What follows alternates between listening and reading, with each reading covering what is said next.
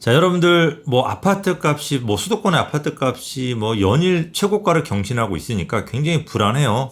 그렇다고 또 아파트를 매수하고 싶지만 이 아파트를 매수하려고 해도 뭐 취득세, 보유세, 종부세 굉장히 부담되고 뭐 대출도 안 나오고 그러다 보니까 이제 아파트는 사지를 못하고 이제 이런 대출 규제 무슨 여러 가지 규제에 빠져 있는 어떤 파생 부동산을 매수를 많이 하시는 경우가 되게 많습니다. 근데 말 그대로 내가 사고 싶은 건 아파트인 거고 요 상품들은 전부 다 파생 상품이에요. 그래서 이런 파생 상품들을 잘못 매수하셨다가 뭐 하루아침에 벼락거지가 되거나 또는 굉장히 긴 시간 동안 내 돈이 묶여서 팔지도 못하고 여러분들이 부동산 한번 잘못 샀다가 10년, 20년 묶인 경우도 굉장히 많거든요. 이런 여러 가지 케이스를 여러분들이 직접 당할 수가 있습니다. 그래서 여러분들 제가 오늘 당장 생각나는 거 4가지를 적어놨습니다. 일단은 뭐 1번, 2번, 3번, 4번 적어놨는데 이거 말고도 많지만 일단 요즘 최근에 제일 많이 거래가 되고 있고 뉴스도 많이 나오고 있고 이슈가 되고 있는 요 4가지 여러분들이 좀 조심해야 할 부동산 여러분들이 갖고 싶은 아파트는 이거하고 전혀 다르다라고 하는 부분들에 대해서 제가 좀 간단하게 불인이도 알아들을 수 있게 간단하게 설명해서 하도록 하고 제가 오늘 이런 조심해야 될 부동산을 제가 녹화를 한 이유가 뭐냐면 바로 요 생활용 숙박시설에 대한 기사를 오늘 보고서 여러분들한테 요 정도는 제가 알려드려야겠다는 생각을 했기 때문에 이 생활용 숙박시설은 조금 더 제가 자세하게 설명을 좀 해드리도록 하겠습니다. 자, 이제 조심해야 될 부동산. 이제 첫 번째가 3기 신도시보다 외곽에 있는 아파트. 이거는 조금 조심을 해야 된다. 이게 첫 번째로 제가 뽑은 이유는 뭐냐면 이게 아무래도 굉장히 많이 지금 거래가 되고 있고, 그나마 그래도 사람들이 실거주하면서 서울에 있는 사람들이 너무 비싸다 보니까 외곽에 가서 아파트를 지금 많이 사고 계시단 말이에요. 이제 그런 부분 때문에 요거를 제가 제일 먼저 말씀을 드리는데, 일단은 이 외곽에 있는 아파트를 조심해야 되는 이유가 첫 번째는 이제 수요에 대한 부분 걱정이 좀 있는 거고, 두 번째로는 이제 가격적인 부분에 이제 좀 걱정이 있습니다. 첫 번째가 수요는 뭐냐면, 우리가 이제 서울의 아파트가 워낙 부족하다 보니까 서울에 있는 수요가 넘어가서 서울 바로 바깥에 있는 경기도는 뭐 폭등을 했죠. 그리고 너무 비싸다 보니까 서울에서 거리가 조금 먼 외곽의 구도심에 가서 사람들이 많이 주택을 많이 매수를 하셨어요. 그러다 보니까 여기 가격이 굉장히 많이 뛰었는데 이 중간에 신도시들이 이렇게 생긴단 말이에요. 신도시가. 그러면 서울 구도심까지 비싸니까 서울 구도심까지 나가던 수요가 신도시까지 가고 이 구도심까지 안 갈 수가 있죠. 그러니까 수요가 어느 순간에 끊길 가능성이 높다는 얘기예요. 이게 구도심에 하나만 생기면 괜찮은데 중간에 몇 개가 생기게 되면 아예 수요가 여기를 넘지를 못합니다. 이제 이런 일이 생기게 되면은 구도심의 수요가 어느 순간에 딱 끊어지면서 팔고 싶어도 못 파는 이런 상황이 생길 수도 있기 때문에 미리미리 선제적으로 매도하실 분들은 매도를 하실 필요가 있다라고 하는 게 첫 번째 중요한 이유고, 두 번째는 가격적인 부분이 있는 게 서울의 아파트 뭐 평균적으로 뭐 12억입니다. 뭐 오래된 아파트도 새 아파트 말고도. 근데 이제 구도심에서 새 아파트 말고 기본적으로 좀 연수가 된 아파트가 예를 들어 5억이었다고 한다면 이 아파트가 수요가 넘어가면서 7억으로 뛰었어요. 그러니까 가격이 많이 뛰었죠. 그런데 이게 신도시에 새롭게 들어서는 분양한 아파트들, 분양 가격이 5억 미만인 경우가 굉장히 많습니다. 분양 가격이. 그러면 이 5억 미만짜리가 프리미엄이 붙어서 7억으로 뛴단 말이에요. 그러면 자, 서울에서 훨씬 더 가까운 아파트, 새 아파트가 7억. 그다음에 구도심이 오래된 연수가 된 아파트가 7억. 그러면 사람들이 어떤 걸 매수를 할까요? 그러니까 이 7억짜리, 신도시 아파트가 7억짜리가 10억으로 뛰지 않는 이상은 구도심의 연수가 된 아파트들 가격은 떨어질 가능성이 굉장히 높다라고 하는 거죠. 그래서 이런 부분들 때문에 이 가격적인 리스크, 더 이상 뛰기는 힘들지만 떨어질 가능성이 있다라고 하는 리스크가 너무 크게 다가온다는 거죠. 근데 이 구도심들 중에서도 GTX, 그러니까 획기적인 교통으로 이 거리를 뛰어넘는 그런 GTX 역 주변의 아파트들도 있어요. 근데 그것들도 역시 GTX 역을 기점으로 해서 반경 한 2, 3km 정도 내의 거리를 벗어난 것들은 조심하시고, 반경 한 2km 내의 거리에 있다라고 한다면 그거는 GTX 영향을 받아 조금 더 안정적으로 갈 가능성이 있습니다. 이제 그거는 약간 예외로 두고 생각을 하시면서 여러분들이 재테크에 대한 어떤 투자 전략을 좀 만드시는 게 좋을 것 같습니다. 자, 이제 두 번째로는 업무타운 밖의 오피스텔입니다. 그러니까 오피스텔에 대한 인기가 굉장히 많아지고 있어요. 이 오피스텔 인기가 많아지는 이유가 두 가지가 있습니다. 첫 번째로는 우리가 이제 취득세 부분에서 약간 좀 자유로워서 그래요. 우리가 주택을 갖다가 2개, 3개 갖고 계신 분들은 주택을 새롭게 매수를 하게 되면은 취득세가 12%, 기본 세율이 12%에다가 여기다 다른 것까지 포함하면 13%가 넘습니다. 그러니까 취득세가 너무 비싸서 집을 못 사요. 투자를 못 해요. 그런데 오피스텔은 지속적으로 그냥 4%대의 취득세가 뭐 2개를 사든 10개를 사든 계속 나오다 보니까 이 주택을 여러 개 가지고 계신 분들이 오피스텔 사는 경우가 굉장히 많습니다. 뭔가 주택적으로 준주택이니까. 그리고 이 취득세 말고도 오피스텔 인기 있는 이유가 무주택자 분들한테도 인기가 많습니다. 그러니까 다주택자 분들한테는 취득세가 가장 큰 포인트인 거고, 무주택자 분들은 이 오피스텔을 사게 되면은 청약에서 자유롭습니다. 그러니까 한 채를 가지고 있든 세 채를 가지고 있든 무주택으로 취급하다 보니까 청약을 받을 수가 있어요. 오피스텔 사더라도. 근데 지금 전문가들 7분한테 물어보면 5분이 무조건 청약은 받으라고 해요. 왜냐면 시세의 한 절반 정도 금액으로 내가 아파트를 받아서 받기만 하면 프리미엄 최소 2억에서 한 7억 정도는 붙으니까 무조건 받으라고 하는데, 그런데 이 청약을 받으려고 하면 집을 못 산단 말이에요. 그러다 보니까 이 청약을 받기 위해서 뭔가 하고 싶고, 그러다 보니까 오피스텔을 매수를 하시는 경우가 많습니다. 그런데 여러분들이 이 무주택자분들 청약 받으려고 오피스텔 사실 때 조심하셔야 될 게, 여기에 돈이 일단 묶이게 되면은 여러분들이 나중에 청약을 받아서 거기 잔금을 치를 때 오피스텔을 팔아서 일로 옮기려고 하는데, 그때 오피스텔이 안 팔릴 수가 있어요. 그러니까 이런 오피스텔도 무조건적으로 여러분들이 매수를 하시면 안 되고, 이 오피스텔도 서울로 친다고 한다면 도심과 여의도 또는 강남 이 세 개를 잇는 이 업무타운 바운더리 내에서 이제 구입을 하시는 게 좋고, 경기도 같은 경우도 이 오피스텔 매수하실 때 업무타운 내에 있는 오피스텔, 그러니까 업무타운하고 상관없이 신도시라든지 주거타운 내에 있는 오피스텔은 사시면 안 돼요. 그런 거 말고 업무타운 내에 있는 오피스텔 사셔야지 이 황금성이 여러분들 팔고자 할 때 팔고 나올 수가 있는 겁니다. 그리고 이제 최근에 아파텔이라고 들어보셨나요? 아파텔? 우리가 이제 오피스텔을 두 가지로 나누면 진짜로 방 하나짜리 업무를 보는 사람 1인 가구를 위해서 쓰는 오피스텔이 있는 거고, 뭐 3인 가구가 살 수 있는 요거를 아파텔이라고 그러거든요. 그러니까 방 2개짜리, 3개짜리 이런 규모가 있는 것들을 아파텔이라고 그래가지고, 아파트 같은 오피스텔 이거는 좀 요즘 인기가 제법 있습니다. 근데 이 아파트를 구입하실 때도 여러분들이 좀 기억을 하셔야 되는 게, 매입은 내 마음대로 하더라도 팔 때 굉장히 못 팔 수가 있어요. 지금은 매수를 인기가 많고 가격도 많이 뛰고 지금은 싸지 않아요. 그래서 지금은 매수를 마음대로 하실 수가 있는데, 나중에 아파트가 공급이 많아지게 되면 사람들이 아파트를 사지 이 아파트를 사지 않아요. 그러니까 지금은 아파트가 워낙 부족하다 보니까 아파트까지 사는 거거든요. 또 약간 법적인 규제도 많고, 근데 나중에 아파트 공급이 많아져서 법적인 규제가 없어지면 아파트는 거래가 안 되거나 가격이 하락할 수도 있어요. 그러니까 여러분들이 아파트를 만약에 투자하신다고 한다면 이거는 신도시들의 아파트들이 굉장히 많이, 또는 재개발 재건축을 통한 아파트들 공급이 많아지기 전까지만 가지고 계시다가 이제 공급이 원활히 됐다라면 그때는 금액이 조금 만약에 떨어지거나 금액을 좀 제 값을 못 받더라도 이때는 정리하시는 게 맞아요. 그러니까 여러분들이 자, 이런 오피스텔 우리 구입하실 때는 무조건 일단 하나만 기억하세요.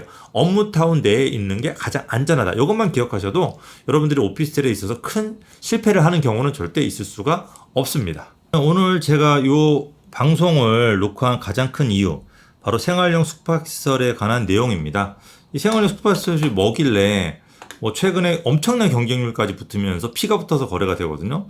도저히 우리가 예측하지도 못했는데 이런 일이 벌어졌는데, 제가 이 생활용 숙박시설을 포털 사이트에서 검색을 해 보니까 굉장히 많은 광고가 나옵니다. 그러니까 기사도 여러 가지 내용이 나오고, 블로그도 굉장히 많고, 광고도 굉장히 많습니다. 그 다음에 뉴스도 굉장히 많이 나오고 있습니다. 그래서 네이버 지식백과를 봤더니 일단 레지던스다 그래가지고 호텔식 서비스가 제공되는 주거시설이라고 하는데, 자, 요게 이제 어떤 내용인지 한번 보면은, 자, 오피스텔과 그 다음에 생활용 숙박시설, 그 다음에 호텔과의 차이점입니다. 그러니까 주택 여부를 보자면 오피스텔은 준주택입니다. 그러니까 최근에 부동산 시장이 광풍이 부는 거는 주택이기 때문에 광풍이 부는 거거든요. 근데 생활용 숙박시설이나 호텔 같은 경우는 주택은 아니라는 거죠. 이게 일단 제일 중요한 거고, 그럼에도 불구하고 주택처럼 쓰일 수 있을 거기 때문에 호텔하고 달리 생활용 숙박시설은 약간 인기가 있는 거죠. 그러니까 호텔과 오피스텔의 중간. 근데 주택은 아니라는 거죠. 중요한 건 호텔에 가깝다고 보시면 될 것 같아요. 그래서 취사 여부, 우리가 주택으로 쓰는 거는 취사가 돼야 되잖아요. 호텔은 취사가 안 되잖아요. 그런데 생활용 숙박시설, 오피스텔은 취사가 됩니다. 그러나 호텔은 취사가 안 되는 거죠. 다른 거 개별 등기 다 되고, 위탁 운영은 오피스텔은 당연히 위탁 운영 안 됩니다. 호텔처럼. 근데 이제 생활용 숙박시설은 호텔처럼 위탁 운영, 다른 사람한테 놀러 왔을 때 호텔처럼 이제 숙박을 줄 수가 있는 거고, 그러니까 숙박업이 당연히 가능하고요. 그 다음에 뭐 관광진흥법 적용 안 되고, 뭐 청약통장은 다 필요가 없고요. 뭐 개별 등기 다 가능합니다. 취득세도 전부 다 4.6%다 똑같습니다. 그러니까 가장 중요한 차이점은 뭐냐면 역시 주택 여부입니다. 그러니까 오피스텔은 준주택이다라고 해가지고 주택값이 뛰면은 일정 부분 따라 뛰는 경향이 분명히 있습니다. 근데 생활형 숙박시설은 호텔이 뛰어야지 뛰는 거죠. 비슷하지만 오피스텔이 아니라고 하는 거죠. 우리가 오피스텔하고 오피스라고 있습니다. 똑같은 건물에 똑같이 지었는데 절반은 오피스, 절반은 오피스텔이에요. 그럼 가격이 달라요. 예를 들어서 방 하나짜리가 오피스텔이 2억 5천이면 오피스는 1억 5천밖에 안 해요. 그 차이가 뭐냐면 오피스텔은 준주택이고 오피스는 말 그대로 사무실이기 때문에 그래요. 그럼 이것도 마찬가지예요. 생활형 숙박시설은 준주택이 주택이 아니란 얘기예요. 그럼 오피스텔은 준주택이기 때문에 주택처럼 가격이 뛰면 따라 뛰는. 이 부분을 여러분들 정확하게 구분을 하셔가지고 생활형 숙박시설은 광고에는 준주택인 것처럼 얘기를 하지만 실제로 준주택이 아니고 준주택으로 쓰게 되면 불법이다. 이 내용을 정확하게 기억을 하십시오. 일단 제가 기사 하나를 보면서 조금 더 자세하게 설명해 드릴게요. 이게 왜 이렇게 인기가 많냐면 얼마 전에 마곡지구에서 분양한 생활 숙박시설 하나가 평균 657대 1, 6,000대 1의 경쟁률을 기록하는 과열 양상을 보였습니다. 그러니까 분양권 윗돈이 최저 3천에서 최고 2억까지 붙었다고 하는 거죠. 근데 시장에서는 여러 가지 부동산에 대한 규제가 많다 보니까 편법 변종 수익형 부동산과 같은 불법적인 틈새 시장으로 이제 활황을 하고 있다라고 지금 시장에서는 보고 있습니다. 그러니까 정상적이지 않다라고 보는 거죠. 일단은 주택이 아니니까 오피스텔처럼 준주택도 아니니까 주택에 적용되는 뭐 세금 규제, 청약, 뭐 전매 이런 모든 게 적용이 안 돼요. 그러니까 레지던스로 불리는 생활 숙박시설도 주거용으로 이제 편법 분양됐다. 그러니까 이건 주택이 아닌데 주택으로 쓸 수 있는 것처럼 자꾸 얘기를 하고 편법 분양해요. 이 생활형 숙박시설이란 일정 기간을 한 곳에 머물러야 하는 외국인, 지방 발령자들을 위해서 만든 거고 취사시설을 갖출 수 있게끔 이 취사시설이 있기 때문에 마치 호텔은 취사가 없잖아요. 취사시설이 있기 때문에 이거를 준주택인 것처럼 얘기를 한다는 거죠. 준주택이 아님에도 불구하고. 그래서 장기 투숙형 호텔이라고 보시면 돼요. 그래서 전국 6만 실이 넘고 건물 수가 약 3,300에 달한다. 분양받아서 개별 등기 거래 가능하지만 숙박업 등록을 해야 된다는 거죠. 그러니까 오피스텔처럼 그냥 임대사업 등록 안 해도 오피스텔은 그냥 가져갈 수 있거든요. 이렇지가 않고 숙박업 등록을 해야 한다라고 하는 거죠. 자, 이제 원칙적으로 수분양자, 소유자도 주거용으로 사용이 불가능하고 소유자도 주거용 못 씁니다. 뭐 1년 이하 지각 1천만 원 이하의 벌금, 주거시설 불법 전용은 매년 시가 10%의 이행강제금이 부과되고 있다라고 하는 거죠. 우리가 예전에 그 베란다, 발코니 우리가 불법 확장을 했어요. 그죠? 밖에 우리가 왜 이렇게 주택을 지면 이렇게 일조권 때문에 이렇게 밖으로 쓰는 발코니 있잖아요. 여기를 갖다가 불법으로 여기에다가 간이 뚜껑을 덮어서 이게 불법으로 집을 넓혔잖아요. 이게 예전에는 이행강제금이라 해서 5년 동안 벌금만 내면은 그 후에는 벌금이 안 나오기 때문에 이런 식으로 우리가 빌라들 같은 경우 불법으로 확장을 많이 했는데 지금은 이게 5년만 나오는 경우는 평생 나옵니다. 그러니까 이제 지금은 거의 불법으로 확장하는 집들이 없어졌어요. 그러니까 이것도 마찬가지예요.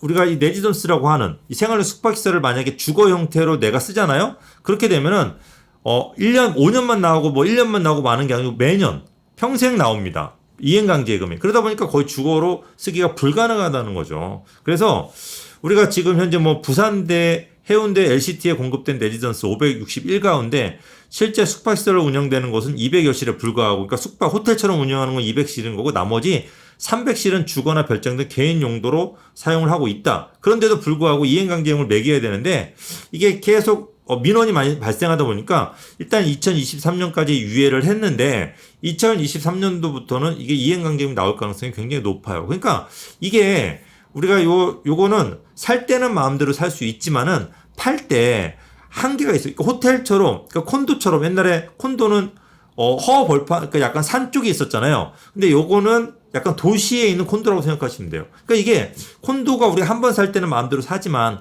팔 때는 이게 매도가 쉽지 않거든요. 근데 이것도 마찬가지로 살 때는 마음대로 사지만 팔 때는 쉽지 않다라고 하는 거예요. 그러니까 확실하게 월 수익이 보장되지 않는 이상에는 여러분들이 이거를 매수하시면 안 되고, 월 수입이 보장이 되더라도 이게 무조건 시행사의 말만 듣고 운영사의 말만 믿고 매수하셨다가 그 친구들이 약속을 안 지키면 또 큰 손해를 볼 수가 있거든요. 그러니까 요거는 주의를 갖다가 10번을 갖다가 다시 한번 생각하고 해서 매수를 하셔도 모자라지 않다. 정말로 주의를 해서 매수하셔야 되는 상품이라고 생각을 하시면 될 것 같습니다. 마지막 지역주택 조합입니다. 제가 이 지역주택 조합에 관한 거는 한 2번 정도 앞에서 해드렸어요. 이 지역주택 조합은 제가 웬만하면 하지 말아라. 제 지인들한테는 절대 추천하지 않는다. 전문가는 절대 하지 않는다라고 해요. 그 이유가 뭐냐면 이제 첫 번째가 분양가입니다. 분양가. 이 분양가가 확정 분양가가 아닙니다. 이게 우리가 지역주택 조합을 투자하시는 분들이 왜 투자하냐면 예를 들어 그 주변의 아파트 분양가가 10억이라고 한다면 우리 이 지역주택 조합은 7억에 준다라고 해요. 그러면 내가 이거를 갖다가 아파트를 받는 순간에 3억을 벌 수가 있잖아요. 그러니까 이게 혹하는 거죠. 더군다나 이 10억이라는 아파트도 분양받게 되면 뛰잖아요. 예를 들어 12억으로 뛰면은 이 3억이 또 추가로 2억이 뛰면서 내가 5억이라는 돈을 벌 수가 있으니까 이런 식으로 계산하면은 이 지역주택 조합은 정말 메리트가 있습니다. 근데 이 분양가가 확정이 아니라는 게 문제예요. 비용이 늘어나면 늘어날수록 분양가도 올라갑니다. 우리가 일반 재개발하고 지역주택 조합은 완전 달라요. 일반 재개발은 이 토지 소유자들이 모여서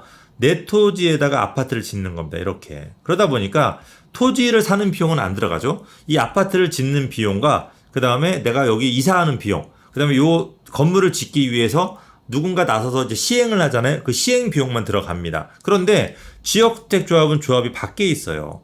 밖에서 먼저 조합원들을 모집하고 토지를 나중에 매입을 합니다. 그러면 매입을 하다 보면은 뭐 정상적으로 잘 매입할 수도 있지만은 이 매입이 안 되는 경우가 굉장히 많아요. 뭐 100개 중에 한 99개는 정상적인 매입이 잘 안 돼요. 그러다 보면 비용이 점점 눈덩이처럼 불어납니다. 왜냐하면 이자가 이게 전부 다 대출을 받아서 땅을 사는 거기 때문에 이 PF 이자가 굉장히 비싸요. 그러니까 이게 만약에 한 5년만 늦어져도 땅값이 뭐 거의 한 50%가 늘어나요. 그러다 보면은 7억의 분양가가 결국에는 가격이 눈덩이처럼 불어나가지고 12억을 넘어서는 경우도 굉장히 많고 이 12억이 넘어서게 되면 조합원들의 불만이 생기니까 결국 진행이 안 돼 버리죠. 이렇게 깨지는 경우가 너무 많다라고 하는 거죠. 그러니까 두 번째로 그러다 보니까 이제 성공 확률이에요. 이 성공 확률이 굉장히 낮다. 우리가 일반 재개발들은 진행이 안 되더라도 내가 토지를 가지고 있기 때문에 탄탄하게 버티면 언젠가 될 수 있지만은 이 지역주택조합은 토지를 매입하는 게 불가능하면 결국 다른 거를 매입할 수도 없고 왜 여기에 들어간 돈이 있다 보니까 그냥 없어져 버리는 거죠. 그러다 보니까 성공 확률이 한 10% 미만인 거예요. 이 10% 어떤 분들이 이렇게 얘기해요. 야, 우리 지역주택 잘 되고 있는데 너 왜 이렇게 얘기하냐 할 수 있는데 그리고 10%밖에 안 되냐 너무 심한 거 아니냐라고 할 수 있는데 이것도 최근에 법이 바뀌면서 성공 확률을 굉장히 높게 본 거예요. 제가 옛날에는 한 3, 4% 정도밖에 안 봤어요. 근데 이거를 10%로 본 건 굉장히 높게 본 건데 내 소중한 자산을 10%의 성공 확률밖에 없는 그런 사업에 투자할 수는 없는 거잖아요. 그렇기 때문에 이 지역주택 조합은 여러분들이 정말로 지금까지 제가 앞에 말씀드린 1, 2, 3번보다 더 조심을 해야 될 그런 투자 상품이라고 보시면 됩니다. 일단은 제 지인이면 무조건 하지 말라고 합니다. 그러고 나서 이제 얘기를 들어주면서 제가 설득을 하죠. 그러니까 이렇게 이 네 가지 지금 워낙 주택 시장이 화랑이고 여러분들이 뭔가를 못해서 불안하고 또 집이 있더라도 현금이 들고 계시면 너무 불안하다 보니까 이 주택 수하고 상관없는 파생 상품에 투자를 많이 하시는데 이게 잘못 투자하시면 여러분들 10년, 20년 동안 여러분들이 상상하지도 못하게 돈이 묶이는 경우가 생길 수도 있고 어떻게 보면 원금 자체가 손해를 볼 수도 있다라고 하는 사실을 좀 잘 좀 기억하셔가지고 제가 요 네 가지 말고도 또 추후로 생각나는 것들은 계속 말씀드릴 테니까 이거를 이제 계속 받아보실 분들은 이제 구독하고 바로바로 알람 설정을 하셔야지 바로바로 볼 수가 있거든요. 구독, 알람 설정 같이 해 주십시오. 자, 조금이라도 도움이 되셨다고 한다면 좋아요도 눌러주시면 감사하겠습니다. 자, 저는 여기서 물러가도록 하겠습니다.